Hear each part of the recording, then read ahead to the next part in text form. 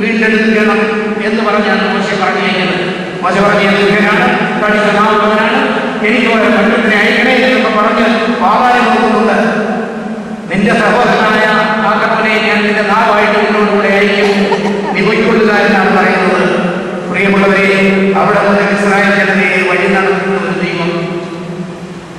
മിസ്രയീം ദേശത്ത് നിന്ന് അവർ പുറപ്പെട്ടു പോവുകയാണ്. പാലും തേനും ഒഴുകുന്ന കനാൻ ദേശത്തേക്ക്, ആ അനുഭവത്തിലേക്ക് എത്തിച്ചേരുവാൻ നമ്മൾ ഇസ്രായേൽ ജനത പ്രയാണം ചെയ്യുകയാണ്. വഴിയിൽ വെച്ച് പല പ്രയാസങ്ങളും ദുരിതങ്ങളും ഉണ്ടാകുന്നുണ്ട്. ഇസ്രായേൽ ജനം പുറത്തുനിന്നുണ്ട്. ഭക്ഷണം കിട്ടുന്നില്ല, വെള്ളം കിട്ടുന്നില്ല. ആ സമയങ്ങളിലൊക്കെ ദൈവത്തിന്റെ കരുതലവിടെ ഉണ്ടായിരുന്നു. പാറയിൽ നിന്ന് വെള്ളം പുറപ്പെട്ടു വെച്ചു. മാറായിട്ട് കൈക്കൊണ്ട വെള്ളത്തെ മധുരമുള്ളതാക്കി തീർന്നു. കാളപക്ഷിയും മണ്ണായി കൊണ്ട് അവരെ തൃപ്തിപ്പെടുത്തി നടത്തി. അങ്ങനെ ദൈവം അവരെ അനുനിമിഷം കണ്ണിന്റെ കൃഷ്ണമണി പോലെ കാത്തു സൂക്ഷിച്ചുകൊണ്ട് അവരെ പ്രയാണം ചെയ്തു കൊണ്ടുപോവുകയാണ്.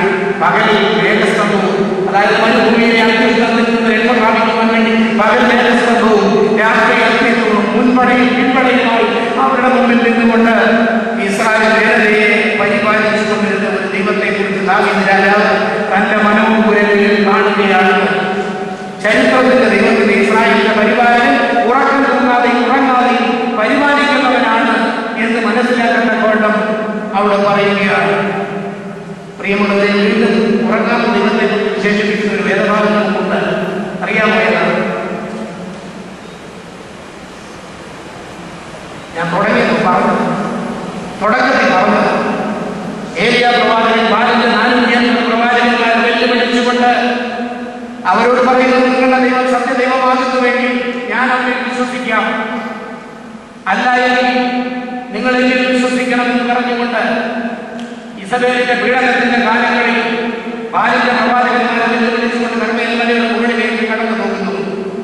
കർമ്മേൽ മലയുടെ മുകളിൽ ചെന്നെത്തി കഴിഞ്ഞപ്പോൾ അവരുടെ ദൈവം സത്യദൈവമാണോ എന്ന് തെളിയിക്കുവാൻ അവർക്ക് അവസരം കൊടുത്തു. അവരോട് പറഞ്ഞു, ഒരു കണ്ടീഷൻ, യാഗപീഠത്തിന്റെ യാഗവസ്തുവായിരിക്കുന്ന കാളയെ അറുത്തു വയ്ക്കണം. നിങ്ങളാരും നികൽപ്പിക്കാൻ പാടില്ല. നിങ്ങളുടെ ദൈവം സത്യദൈവമാകുന്നതെങ്കിൽ സ്വർഗത്തിൽ നിന്ന് തീ ഇറങ്ങി അതിനെ ദഹിപ്പിക്കുന്നതായി കാണണം. അങ്ങനെയെങ്കിൽ ഞാൻ വിശ്വസിക്കാം. അവർ വിളിച്ചപേക്ഷിക്കാൻ തുടങ്ങി. ബാലയെ ഉത്തരവരുടേണമേ, ബാലയെ ഉത്തരവരുടേണമേ എന്ന് പറഞ്ഞ് പല ആവർത്തി വിളിച്ചിട്ടും ദൈവം കേട്ടില്ല. അപ്പോൾ ഏലിയ പ്രവാചകൻ പറയുന്ന ഒരു വാക്കുണ്ട്, വിളിപ്പി, ഉറക്കെ വിളിപ്പി, അവൻ ദേവനല്ലേ. ഒരുപക്ഷെങ്കിൽ അവൻ ഉറങ്ങുകയായിരിക്കാം, അല്ലെങ്കിൽ അവൻ വെളിക്ക് പോയിരിക്കുന്നു, അല്ലെങ്കിൽ ദൂരയാത്ര പോയിരിക്കുക. അതുകൊണ്ട് അവരെ ഉറക്കെ വിളിപ്പി എന്ന് പറയുകയാണ്. അവര് മധ്യാഹ്ന നമസ്കാരത്തിന്റെ സമയം വരെ, ഭോജനയായി അർപ്പിക്കേണ്ട സമയം വരെ അവർ വിളിച്ചു നോക്കി. രക്ഷയില്ല. തമ്മിൽ വെട്ടി മുറിവേൽപ്പിച്ചു, കുന്തം കൊണ്ട് വാളുകൊണ്ട് ദേഹം കെട്ടി മുറിവേൽപ്പിച്ചുകൊണ്ട് അവർ വിളിച്ചു നോക്കി. അപ്പോഴും ഉത്തരവില്ല, മറുപടിയില്ല. ഏലിയ പ്രവാചകൻ അവരെ അപ്പോൾ അധിക്ഷേപിച്ചുകൊണ്ട് പറഞ്ഞതാണ്, നിങ്ങളുടെ ദൈവം ഉറങ്ങുന്നവനാകാം. ഉറങ്ങുമ്പോൾ നിങ്ങൾ വിളിക്കുന്നത് കേൾക്കാൻ കഴിയാത്ത ഒരു ദൈവമുണ്ട്. എന്നാൽ ഇസ്രായേലിന്റെ ദൈവമായിരിക്കുന്ന യഹോവ ഉറങ്ങാതെയും ഇസ്രായേലിനെ പരിപാലിക്കുന്നവനാണ് എന്നുള്ള സത്യം ദാവീദ് രാജാവ് കണ്ടു. ഏലിയ പ്രവാചകൻ ഉടൻ തന്നെ അവരുടെ കൂടെ കഴിഞ്ഞപ്പോൾ എന്ത് ചെയ്തെന്നറിയാമോ?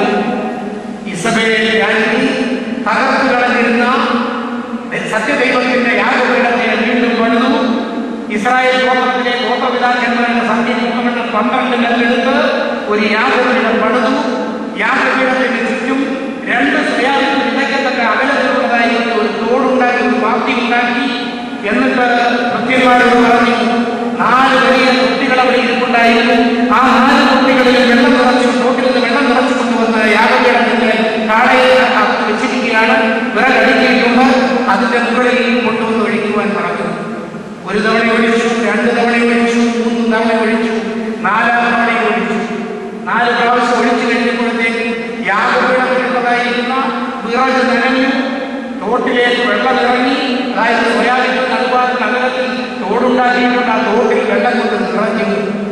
എന്നിട്ട് ഭോജനയാഗത്തിന്റെ സമയമായപ്പോൾ ഏലിയ പ്രവാചകൻ കരങ്ങളുടെ സ്വർഗത്തിലേക്ക് ദിവ്യബലിയിൽ പട്ടക്കാരൻ കൈകളെ ഉയർത്തിക്കൊണ്ട് സരസ്വതിയോടായുള്ള ഭാഗത്ത്, അതായത് നിങ്ങളുടെ മനസ്സുകളെയും ചിന്തകളെയും സ്വർഗത്തിലേക്ക്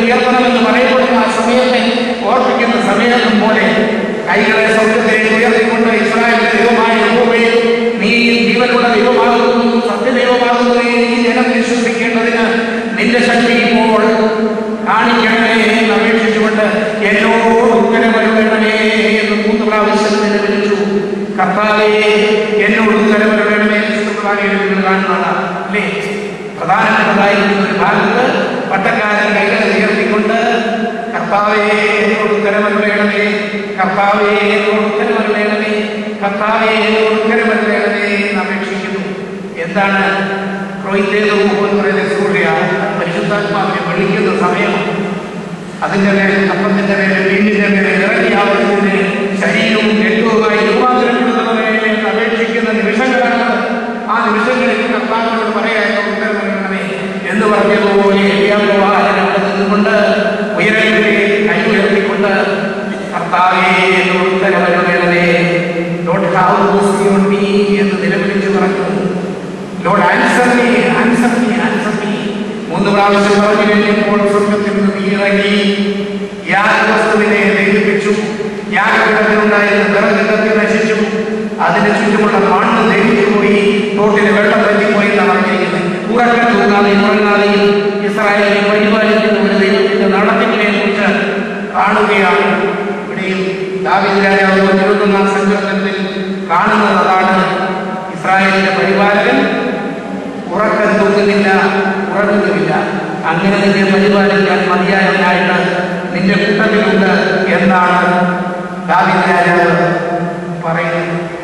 മൂന്നാമതായി നമുക്ക് ഈ സങ്കീർത്തനത്തിൽ കാണാൻ കഴിയുന്നത് 5ഉം 6ഉം വാക്യങ്ങൾ പരിശോധിക്കുക. അവിടെ പറയുന്നത് എന്താണ്? 5ാം വാക്യം, യഹോവ നിന്റെ വലതുഭാഗത്ത് നിലനിൽക്കണേ, പകൽ സൂര്യനെങ്കിലും രാത്രി ചന്ദ്രനെങ്കിലും നിന്നെ യാതൊന്നും ബാധിക്കുകയില്ല. യഹോവ വലഭാഗത്ത് നിനക്ക് തണൽ, പകൽ സൂര്യനാകട്ടെ രാത്രി ചന്ദ്രനാകട്ടെ യാതൊന്നും നിന്നെ ബാധിക്കുകയില്ല. എന്താണ് അതിന്റെ അർത്ഥം?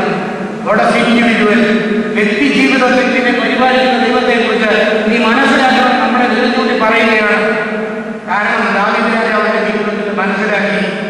ദാവീദ് അവന്റെ ജീവിതത്തിൽ, അവന്റെ വ്യക്തി ജീവിതത്തിൽ ഈ ദൈവത്തെ രുചിച്ചറിഞ്ഞു. അതുകൊണ്ടാണല്ലോ 34-ാം സങ്കീർത്തനത്തിന്റെ 8ാം വാക്യത്തിൽ പറയുന്നത്, O taste and see the Lord is good, forget not his benefits. യഹോവ നല്ലവനെന്ന് രുചിച്ചറിയുകയും അവന്റെ ഉപകാരങ്ങൾ മറക്കരുത്. യഹോവ നല്ലവനാണെന്ന് രുചിച്ചറിയണം. ടേസ്റ്റ് ചെയ്തെങ്കിലേ മനസ്സിലാക്കാൻ സാധിക്കുന്ന സാധനത്തിന്റെ പ്രത്യേകത എന്ന് പറഞ്ഞ പോലെ ദൈവത്തെ രുചിച്ചറിയണം. നിന്റെ ജീവിതത്തിൽ ദൈവത്തെ രുചിച്ചറിയുവാൻ നിനക്ക് കഴിയണം. ഇല്ലെങ്കിൽ നിന്റെ ജീവിതം കൊണ്ട് അർത്ഥമില്ലെന്നാണ് അർത്ഥം. പ്രിയമുള്ളവരെ, ഈ യഹോവയെ നമ്മൾ രുചിച്ചറിഞ്ഞുകൊണ്ട് ജീവിക്കണമെങ്കിൽ നമ്മുടെ ജീവിതത്തിൽ അനുഭവവേദ്യമാക്കിക്കൊണ്ട് ജീവിക്കണം. അവൻ നമ്മുടെ ജീവിതത്തിന്റെ മുഖ്യ പങ്കാളിയാകണം. അവൻ നമ്മുടെ ജീവിതത്തിന്റെ നടത്തിപ്പുകാരനാകണം, നായകനാകണം. അവൻ നമ്മളെ നടത്തുന്നവനായി തീരണം. എല്ലാമായി തീരണം. നമ്മൾ പലപ്പോഴും കൊടുക്കാറുള്ള ഭാഗികമായിട്ട് ദൈവത്തെ സമർപ്പിക്കുന്ന നമ്മളെ മുഴുവനായിട്ട് കൊടുക്കാൻ നമ്മളെ കൊണ്ട് കഴിയുന്നില്ല. പല രഹസ്യഭാഗങ്ങളും നമ്മുടെ ജീവിതത്തിലുണ്ട്.